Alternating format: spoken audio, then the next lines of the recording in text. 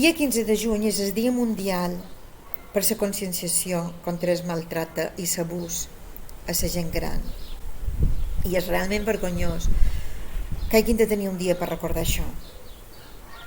Tradicionalment, a altres civilitzacions i a la nostra fins no fa tant de temps, els majors eren respectats perquè eren les persones encarregades de transmetre la cultura i els valors en els fills i en els nets.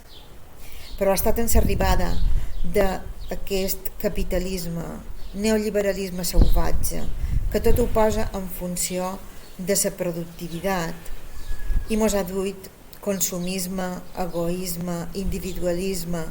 El que han fet ha estat canviar la visió que se té de la gent gran per part de la resta de la societat.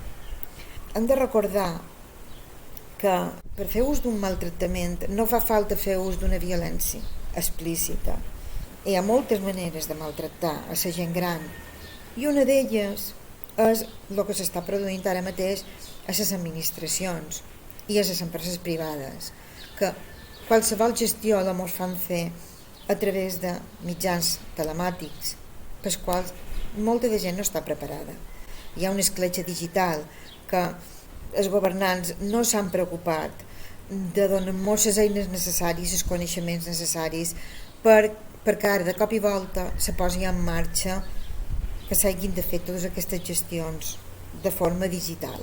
Així, d'aquesta manera tenim que qualsevol administració se caiguin d'acudir ens fan fer aquest tipus de gestió encara no estem preparats per això.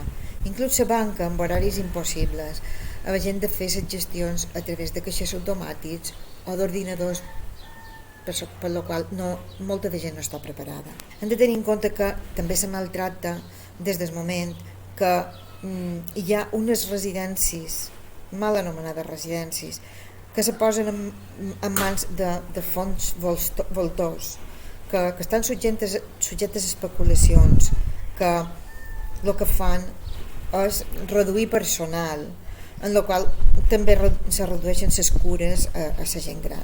També és un maltractament és no poder accedir a una vivenda, és maltractament la pobresa, les pensions de misèria, que formen part d'un maltractament estructural de la gent gran.